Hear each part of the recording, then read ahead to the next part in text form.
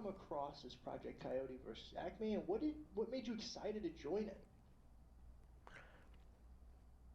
I came across this. My agent sent me this script.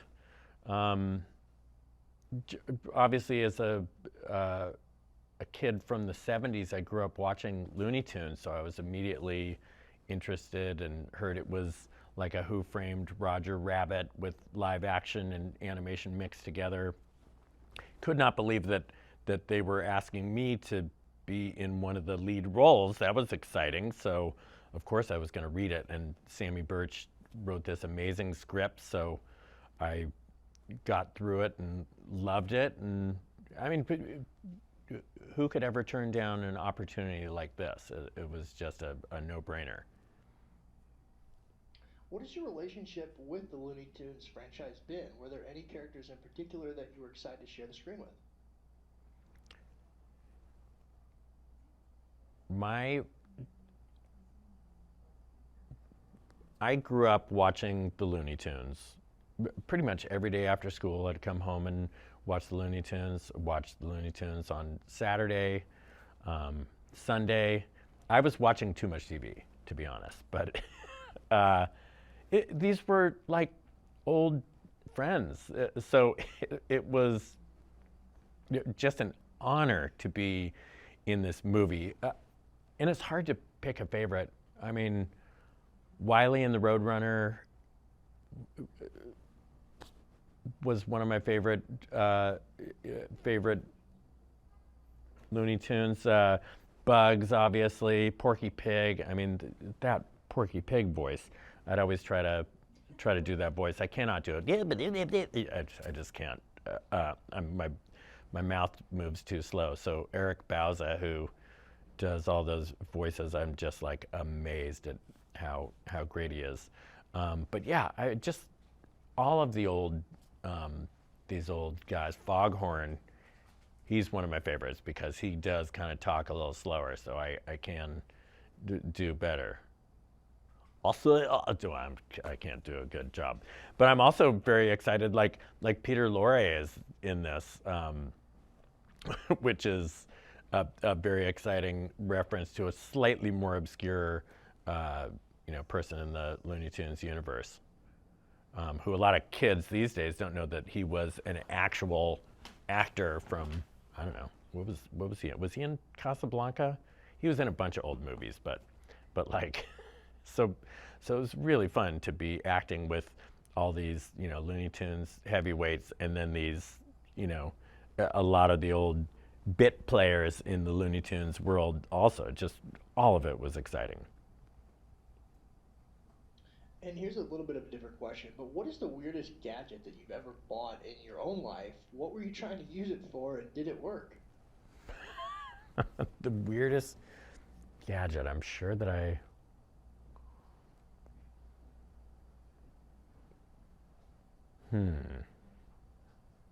give me a second to think about that. Of course, I can ask you another one. Come back to that one if Yeah, you need to. Perfect. Awesome. Yeah. We'll oh, change I it. know. What? The weirdest gadget that I ever bought, and I don't know if this qualifies as a gadget, but I had a bunch of friends who were doing the crystal deodorant thing, where you like wet a crystal and then you rub it on your underarms instead of those chemically deodorants. It was just a crystal, and didn't work for me. I had many friends comment on they didn't know that I was using a crystal, but they knew something was happening. And it did not smell good, and I went back to regular deodorant and have not looked back. That's a perfect one. What appeals to you about Kevin Avery as a character? What do you find his most sympathetic qualities to be in the films as the film's human protagonist?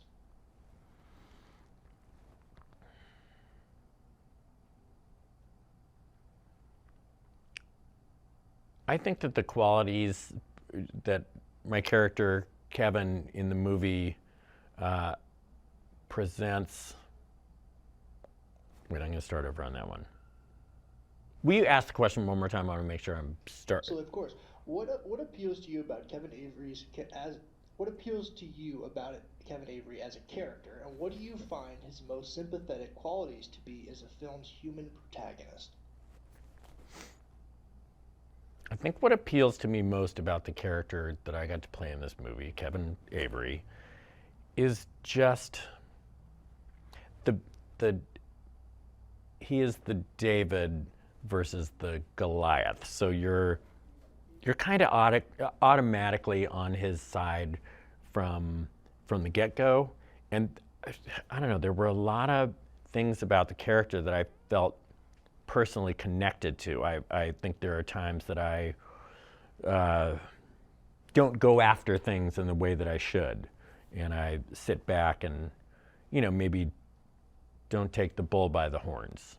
But he ultimately learns his lesson through Wile E. Coyote, and he's just the little guy who shouldn't be able to triumph, and he does in a way. I don't want to give away any spoilers, but like he certainly experiences personal growth, but it is it takes a while, and that's another thing that I feel connected to, because sometimes it takes a frustrating amount of time for me to kind of wrap my head around things and get moving. But once I do, I feel like I can accomplish a lot that I set out to accomplish. It just like him. Perfect. And were there any lawyers, fictional or real, that influenced your performance? There, I, there were not really any specific lawyers, like when there were not really any specific lawyers that influenced my performance. I don't know a lot of lawyers. The lawyers that I know are the lawyers from movies, or like Larry H. Parker TV commercials. And I feel like I'm probably more like Larry H. Parker, or just any of those lawyers that you see up on billboards. That's kind of the lawyer that I am. And I don't really know any lawyers like that. So I just kind of was, in my head, the lawyers that I know are the, Gregory Peck in To Kill a Mockingbird, or that's Gregory Peck. Yeah, Gregory Peck, or like, Tom Cruise in A Few Good Men. So those are, I don't know that I have a lot of realistic legal, I don't have a big connection. I really had to rely on the script, and because I know that from doing jury duty, a lot of lawyers are not like the lawyers that you see in movies. Perfect. And how did it feel going face to face with John Cena? It was so fun going face to face with John Cena. I gotta say, I am so impressed by what he can do. He has so much dialogue that's just rat-a-tat-tat. He's got to rifle through it, and the guy is a friggin' machine. He never gets anything wrong, and he is so prepared. He's really like an actor's dream in terms of like having a scene partner. So it was really fun to see him work, and just a delightful person. And I'm a huge fan of his, because he's just got a very special thing that only he can do.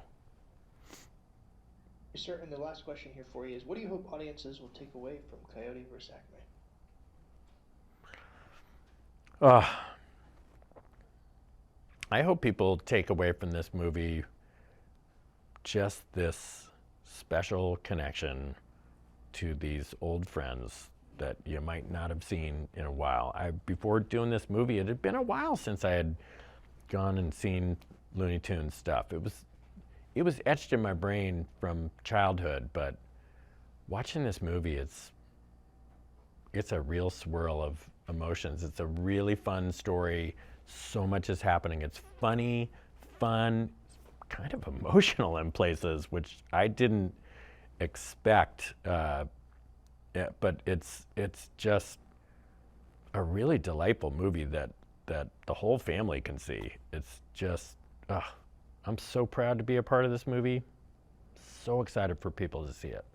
How did you come across Coyote versus Acme, and what made you excited to jump in on the project? A friend of mine, James Gunn, had a hand in creating the universe and explained to me that it was an insightful article that led to the development of a screenplay. And James, I admire him so much. Hell, I love him as a friend. And when someone says, I think you should read this, because I think you might resonate with it, and let me know if you do or if you don't, no problem. But I was able to read the screenplay and be like, are you kidding? When and where? Let's just go for it.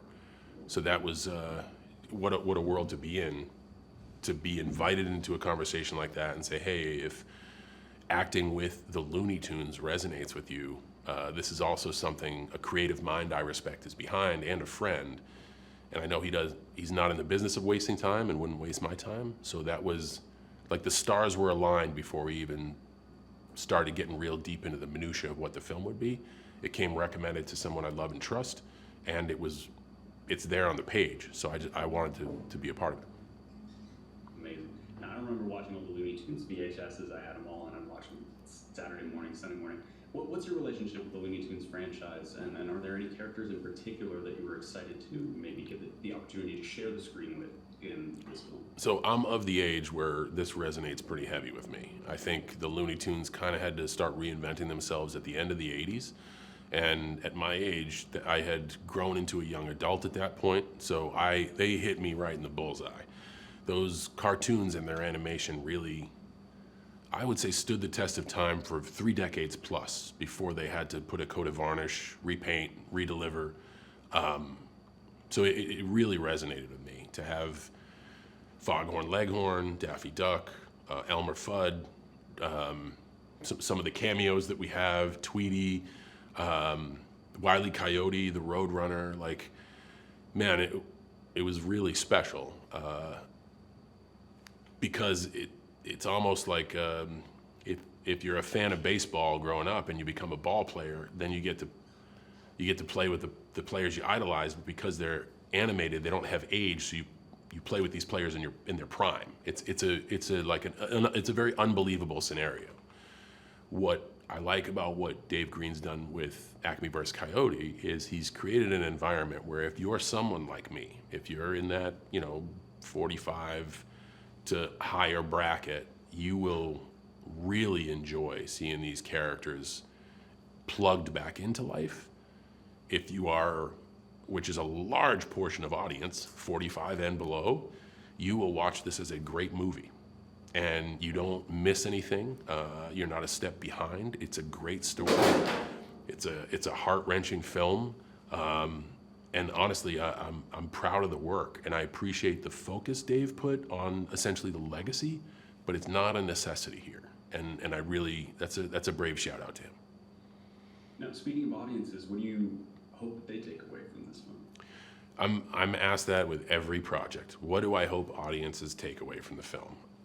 My response is standard. I never want to tell somebody how to think, period. It was a blast to work on. It's been a long road. The film is out. I just hope people show up and enjoy, because that means the demand is there. That means we delivered on our front.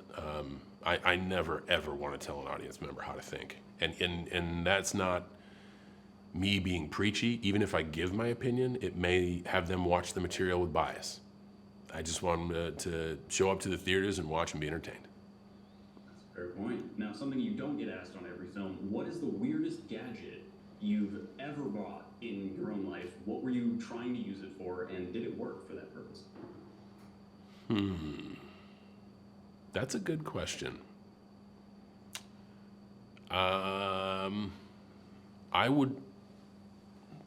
Weird gadgets. So I'm not necessarily like Data from Goonies. I'm not Inspector Gadget. I would say one of the weirdest purchases I made was buying a replica car that was an absolute disaster, and it taught me a lesson as into craftsmanship and quality, and it was an investment that I spent 20 years putting money into, and when it showed up, I immediately got rid of it, and at a tremendous, tremendous loss. So it was a gadget that I thought would bring me status and gain attention from those around me, and it was a very jagged pill and a wonderful lesson to learn on a lot of fronts. Oh man, my heart goes out to you, man. What was your favorite scene in the film? Anything with my co-star PJ. PJ Bryan is incredibly sharp and incredibly witty, and he does that through preparation. Yes, he's quick mentally, but he also prepares, and has 10 alternatives to everything written on the page and 10 alternatives to that. And if he doesn't get to do any, he doesn't care. He will be prepared. And that's what I admire about him. And boy, did he fall into our little character dynamic immediately. And it was a pleasure being able to learn from him and work with him. I always try to not be the smartest guy in the room. I'm so glad I share a room with the likes of him and everyone else in the cast. He made me better, and he's a great human being too. That sounds like a joy. So akin to Who Framed Roger Rabbit, Coyote versus Acme is pioneering in the way of blending live action with animation. What's something that you think might surprise audiences about this film? I don't know.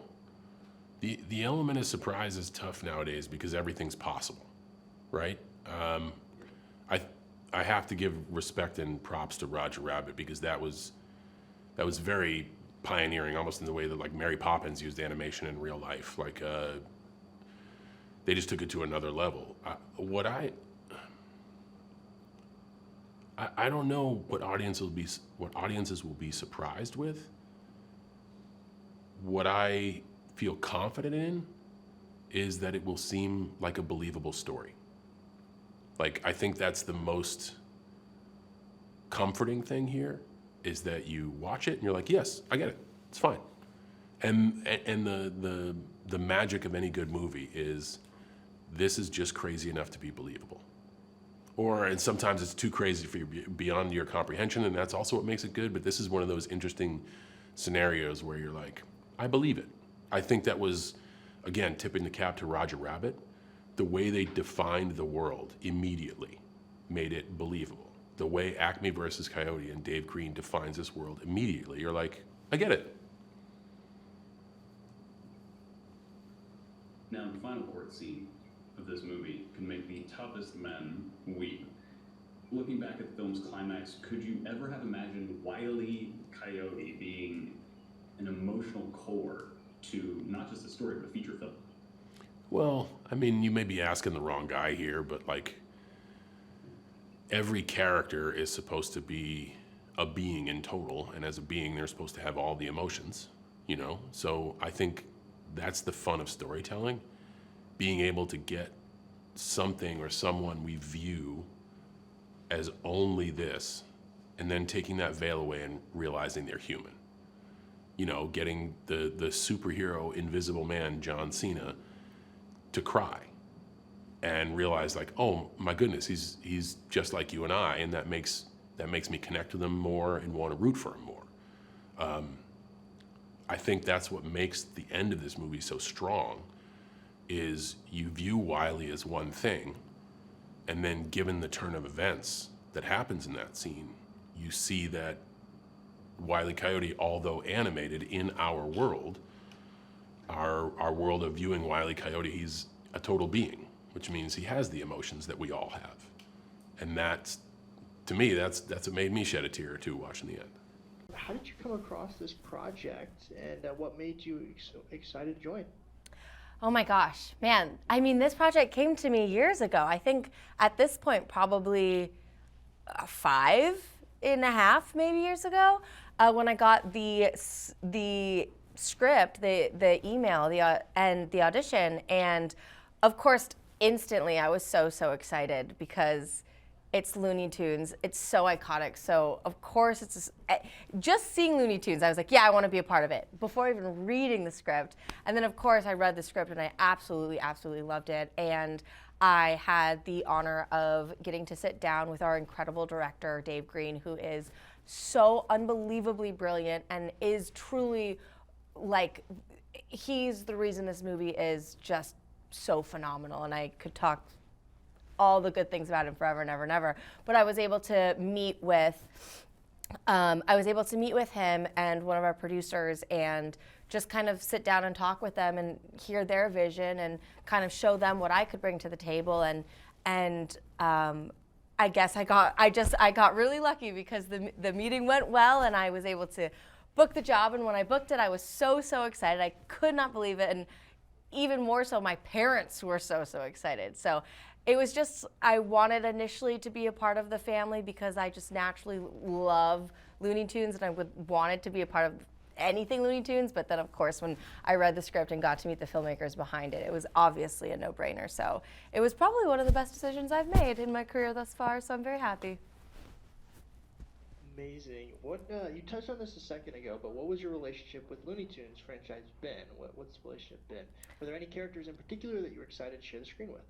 My relationship with Looney Tunes was from childhood through my parents and my grandparents. They were very big Looney Tunes fans and still very much so are today. So they were the ones that really showed me and my brother the cartoons and really exposed us to the world. I was hopeful. I was the person I think I was the cartoon that I was the most excited about and hopeful to work with was Tweety, and because I just have loved Tweety forever. I didn't get to work. I didn't get to work with Tweety, but I got the essence of Tweety, and that's enough. This is a little bit of a different question, but what is the weirdest gadget that you've ever bought in your own life? What were you trying to use it for, and did it work? The weirdest gadget I ever bought in my own life would be, oh God, listen, I am not a handy person, but let's see. Weirdest gadget. Oh, I have a Japanese stationery addiction. They make the best stationery and stationery tools. And I have this duck that turns into whiteout and is also a fidget spinner. And I love it. I don't know. Do you have a duck that's whiteout? Probably not. I think that's a weird gadget. Perfect.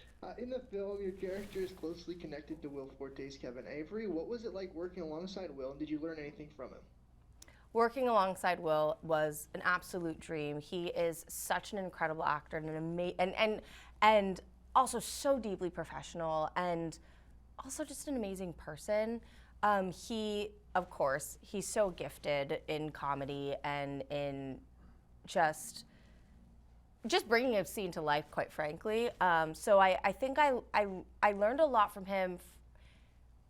I think from an improv standpoint, he's so brilliant at improv, and he's just so quick with it. Like, he's just so sharp and quick, and that really inspired me to kind of always stay on my P's and Q's, because we stayed close to the script, but we had some freedom. We definitely had freedom to explore and kind of do what we wanted, and I had to kind of stay on my toes to make sure that I could keep up with his brilliance and his little improvs that he'd like to put throughout the film. Paige is eager to become a strong lawyer, but her optimism often contracts with her uncle's pessimism. What character traits stood out to you, and do you see some of those in yourself in Paige? Absolutely. I actually remember telling Dave early on, like during the conversation that I had with him before I'd even gotten the job, I had told him when I had read Paige, what really stuck out to me instantly was her optimism and her, yeah, almost her like undying optimism and her belief that the impossible can be possible and that greatness is coming. And that optimism, I just really wanted to bottle and kind of show through her. I just wanted to show someone who still believes in dreams and is earnest and wants to work for the people, not for, not for the money. And when I sat down with them, I remember saying to Dave, I was like, I would probably try and pull characteristics for Paige from my mom. Because my mom, she was like super optimistic, but she could also almost be kind of annoying because she was so curious, and Paige is so curious. So I wanted to, I basically had kind of pitched them like, listen, this is who my mom is, and I actually think that I would want to pull some of those characteristics from her into this film. Because I wanted to choose joy, I wanted to choose optimism, I wanted to choose, belief and hope and bring that into the film. So yeah, that was kind of what I felt I could bring to the table, and to be frank, I'm very happy with what I did, so yeah. Amazing. And one of the last questions I have is, what do you hope audiences take away from Coyote vs. Acme? Everything, obviously, there's so many things. I guess if I were to not speak on run-on, do a run-on sentence, I hope people take away that anything is possible, no matter how enormous the problem might be. If you have the right team around you and you believe in yourself and you just keep trying, you just keep waking up every day and you keep trying and you keep putting your best foot forward,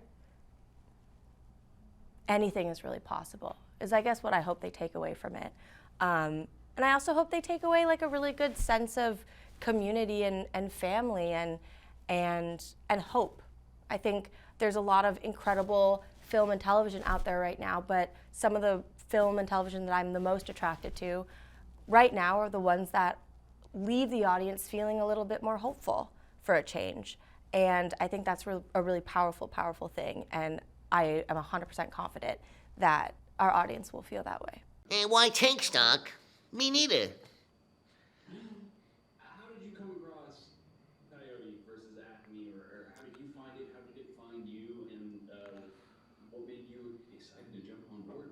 I mean, there's always rumors about these projects that are happening or not happening in this industry, and that was definitely one of those ones that was always in the back burner. You would see, oh, Marvin the Martian's getting his own movie, Pepe Le Pew's gonna get his own movie, and then this weird one, Coyote versus Acme, would always pop up every now and then, and suddenly it's in your inbox, sent to you by your agent, and it's a request, not even an audition, but a request to voice the Looney Tunes characters at a table read, just for production purposes. Exactly, the Willy Wonka golden ticket, the lotto, the winning lotto ticket that you rarely come across.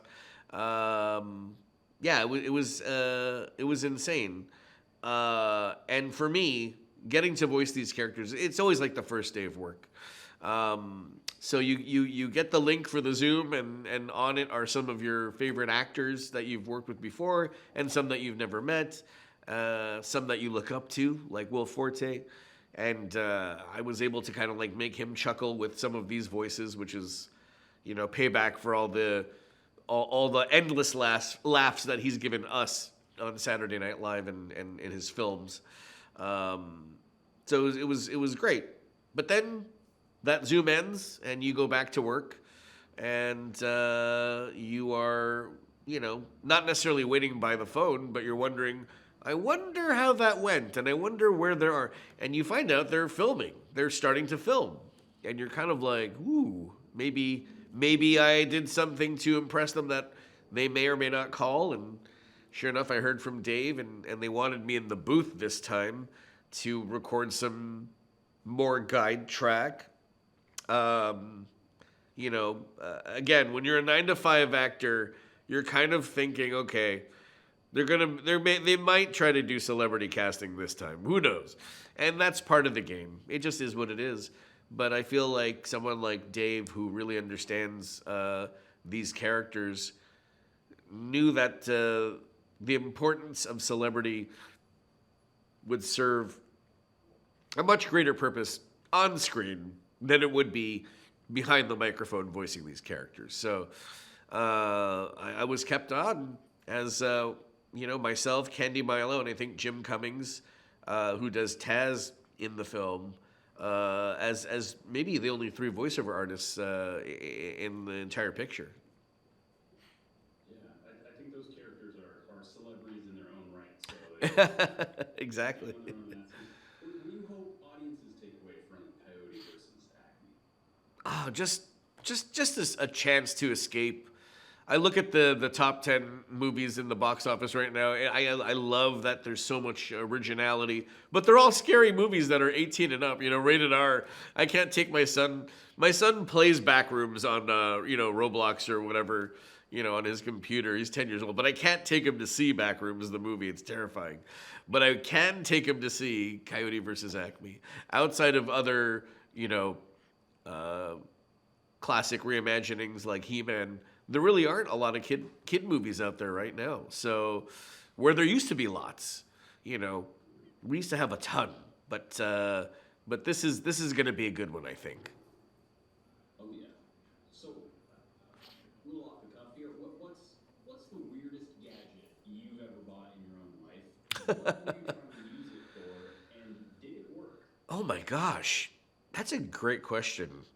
Well, I definitely was trying to catch a roadrunner, and no, I'm just kidding with you. I was starving, and I bought this flying frying pan. No, I'm making things up now. I don't know. I mean, I don't usually fall for those. It wasn't me. I think it was a gift, but it was this weird contraption. You can look it up, called the Whisper 2000. Have you ever heard of this? It's the funniest infomercial. Look up Whisper 2000 as soon as we're done here. And it's like this infomercial about like this. It looked like an AM FM radio with headphones, but it actually was used to like listen in on other people's conversations, like in the base of the commercial. So there's this guy eating dinner by himself, and it looks like he's listening to an old like Walkman, but he's actually like listening in on other people's conversations in the restaurant like a weirdo. And, like, there's these 2 women having dinner, and they're like, ooh, look at that cute guy over there. And he's, like, eating his steak, smiling like he has... It's the weird... So I was like, I had this in my possession, and it did not work. It just made me like, oh, God, that's too loud. But in the commercial, they're like, use it for bird watching or, listening to birds. And it's like, what is this invention? Whisper 2000. It's real. All right, so you've been involved with Looney Tunes for almost 20 years now. What makes Coyote versus Acme stand out in your tenure with the franchise? I think it has, of all the Looney Tunes films, I think it has the most heart. I think it definitely pays homage to the integrity of the core characters, but it really has this level of like gravity of like, you're looking at the bane of the existence of this character that we've only seen get crushed by boulders and blown up by TNT, but we don't really care to think about, his life after that. And we get to see it. We get to really experience it. And not only that, nothing gets more real than a courtroom drama. So this is really, really brings it into our world in a way I don't think anyone's ever seen. Oh, we lost a bit of audio. Was there a character you were excited to voice for this particular project? And did you approach recording differently as a live action or animation hybrid like Space Jam? There was one character that I did voice in this, and his name is Charlie Dog. And he's the little brown dog that always tries to get adopted by Porky. He tries to like live with Porky, and Porky never... He always drives him off to the country and leaves him there. So awful. Oh, yeah, but Charlie Dog, he kind of talks like this, and, it's the most like Mel Blanc's regular voice, right? But, a little bit lighter, and I'm a dog, yeah, you're gonna take me home, I'm your dog. Charlie's always been one of my favorite characters. How did you become involved in Coyote versus Acme, and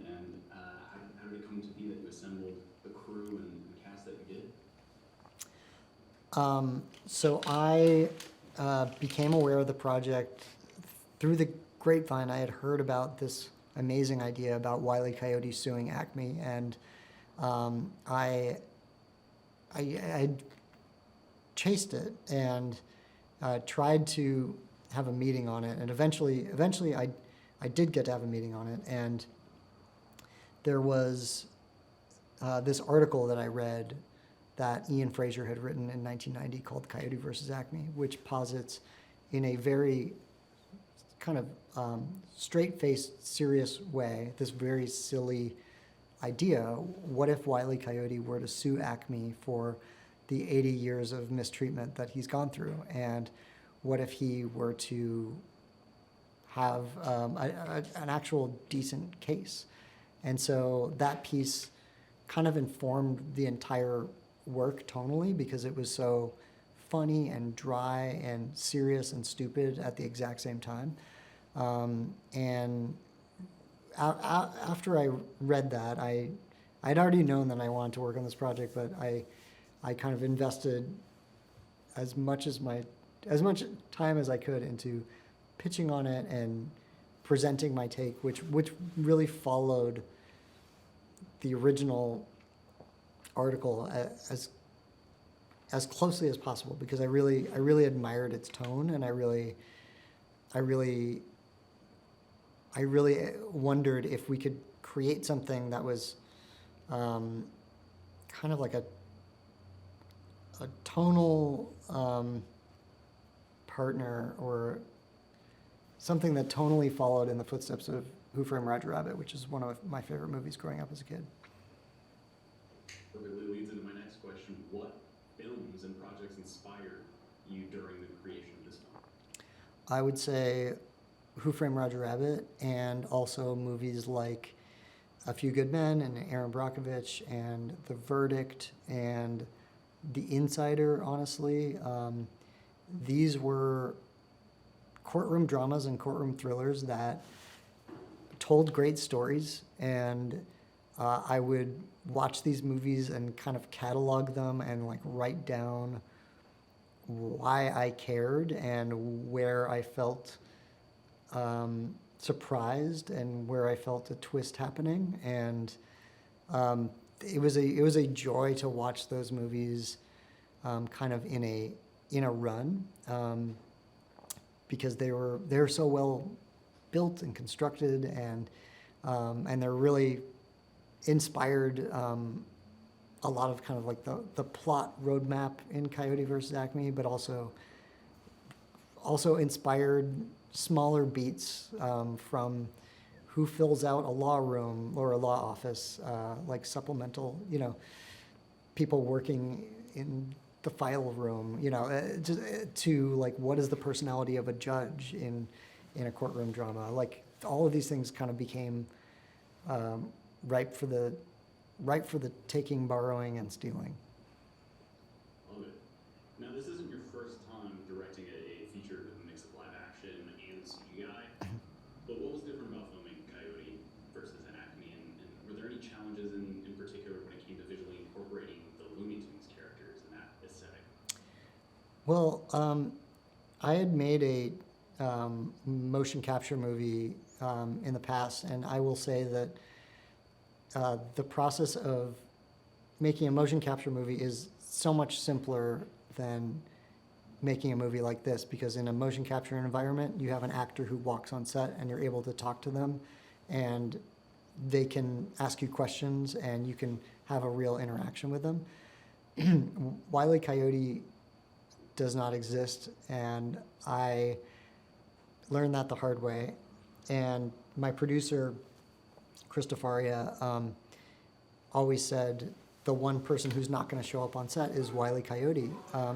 So we're going to have a process where you work with storyboard artists and animators to workshop Wiley's wants and his needs from scene to scene. So does he want to cross the room here? Does he want to leave here? And the animators would kind of challenge my expectations for what Wile E would be doing. And they would push back and they'd come up with their own ideas, and we'd come up with a gag and then erase that gag and rewrite it, and then, just keep beating our gags until we had the funniest possible idea that was making everyone crack up. And then from there, we went to set with our human cast and a Wile E. Coyote puppet who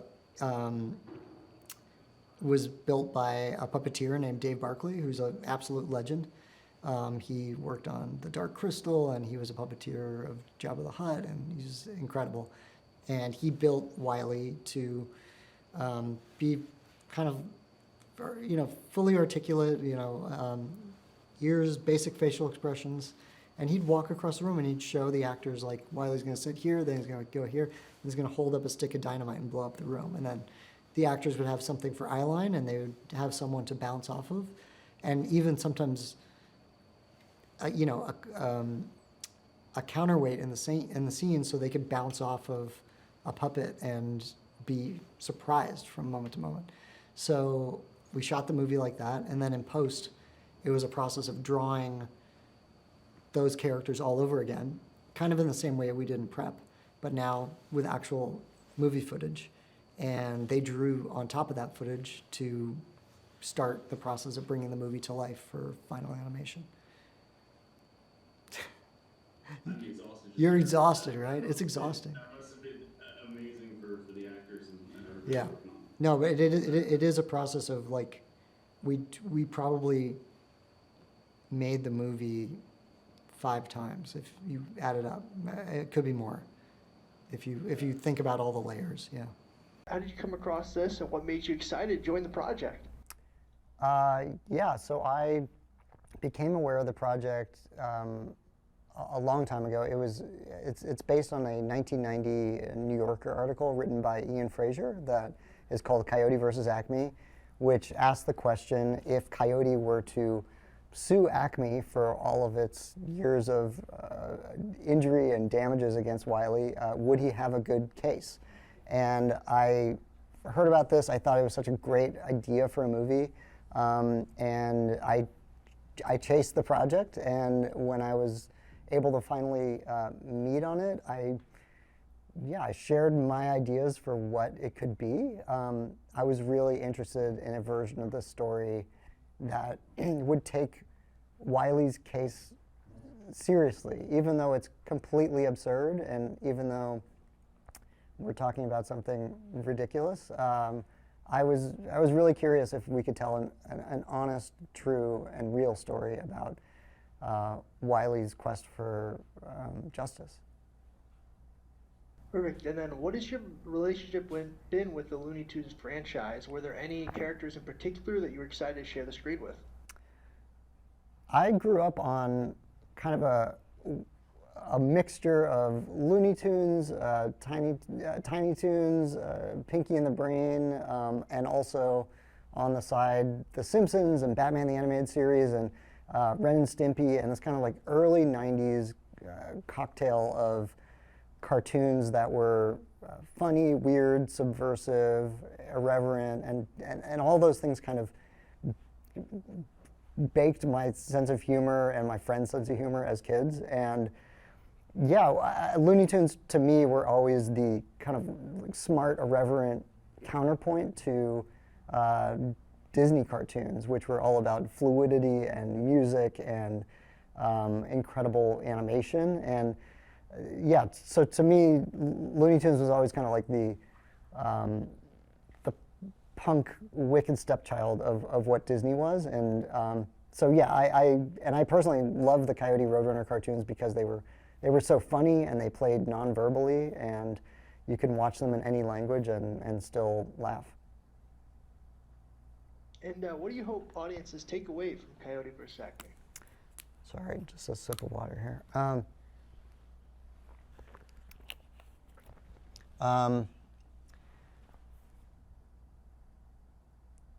I hope that when people see Coyote versus Acme,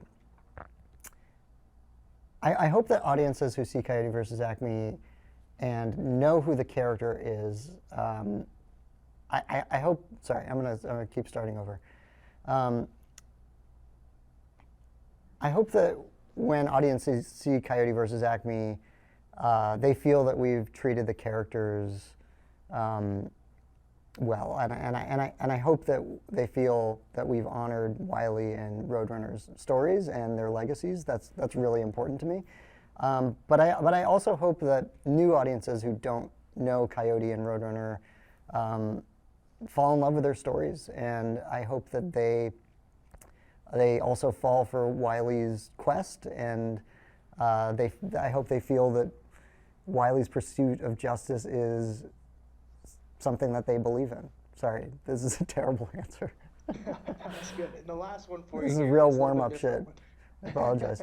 This is the last one. Is what is the weirdest gadget you've ever bought in your own life, and what were you trying to use it for, and did it work? Oh my God, that's a great question. I think it's a weird question, and I'll answer it with a weird one. I am into Halloween crafting, so I recently bought it's a hot knife that is made for carving custom tombstones at home. And I expected this thing to work, and all it does is really burn things with a lot of precision. But that's probably one of the weirdest things I've ever bought. I will say that Wile E. Coyote cartoons came from Chuck Jones trying and failing with home improvement projects at home, and he would always kind of stick his hand in like the tool drawer of his house and like get stabbed by something. So I think that was trying and failing to like build home improvement projects is built into where those cartoons come from.